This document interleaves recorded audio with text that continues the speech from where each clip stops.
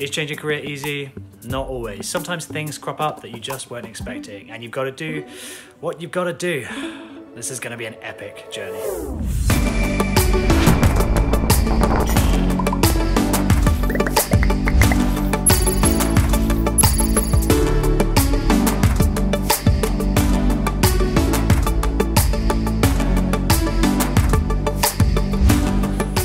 This might be the sweetest, quaintest looking terminal I've ever seen in mainland, well, I was going to say mainland Europe, in mainland USA. Look at it, it's so small. So, there's an aircraft taking off.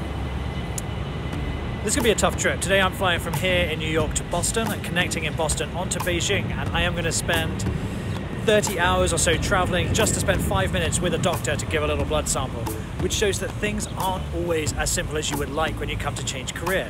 And it's one of those unfortunate realities that if it was incredibly easy, everyone would do it all of the time. If you're looking to change career, you're in that sort of small group of people who's willing to take the risk and move on to something new. And it's not always the simplest thing in the world. But that's why it's a challenge. And we like challenges, we like problem solving. So let's keep the journey going.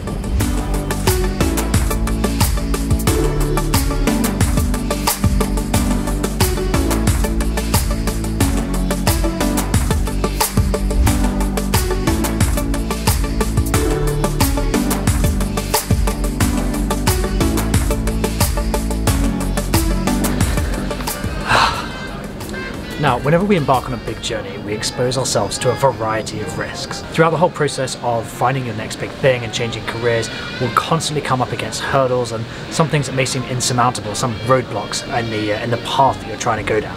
And people have asked and continue to ask how I define success for myself, given that I've given up what some people deem to be a dream job as captain of British Airways. And one key indicator I use is how I deal with problems when they arise, how I overcome any of these hurdles, and when I'm faced with a roadblock, quite what I do and how I move forward.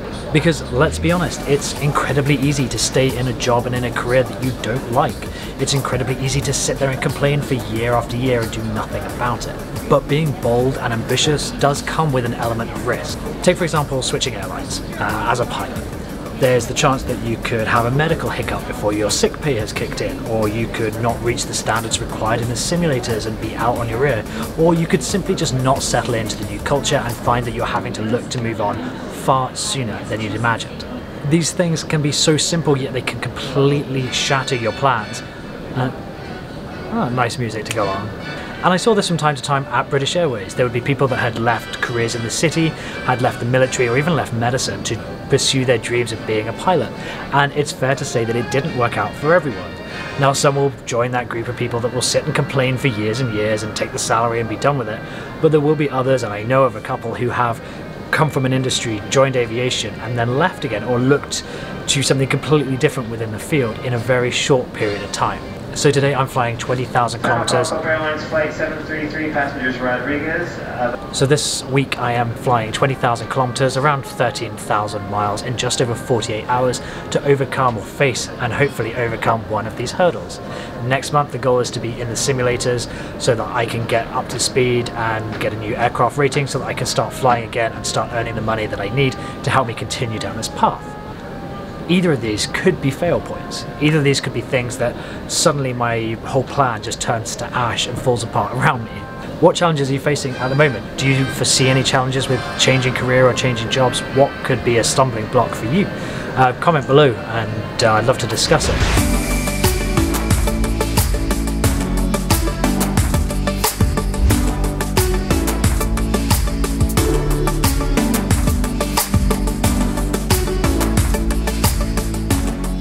So what should you do when you face one of these hurdles or one of these things that seems insurmountable and seems like a roadblock? And the answer is simple. You do whatever you gotta do to get past it. Doesn't matter what it is. If it is something that can be overcome, you must find a way to do it. There's no point giving up easily at the first hurdle, or that you will never have success in anything new that you try to do.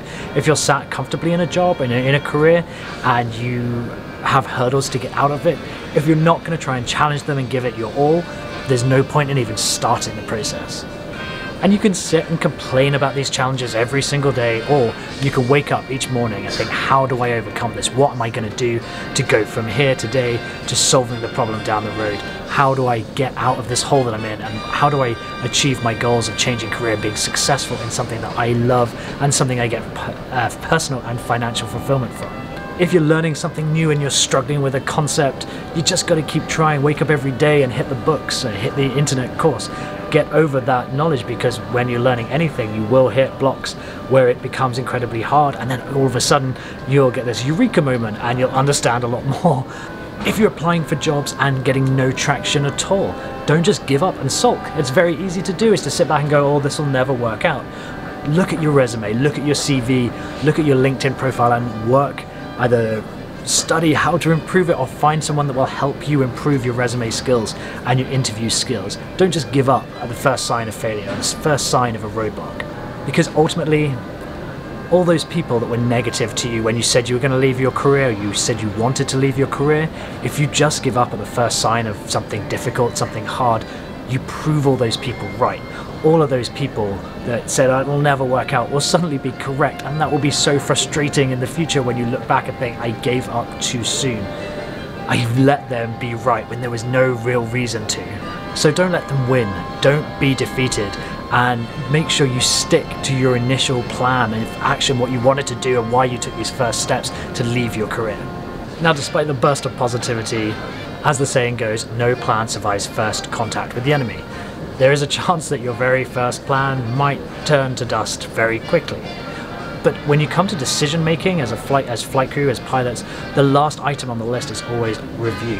You always look at where you are and what you can do to improve that situation. It can be something simple like you've had an engine failure and you think, well, we get to the review stage, can we relight it? Is there any reason we can't use the engine again? When you have created a plan and it's fallen apart around you, don't just see that as the end and give up.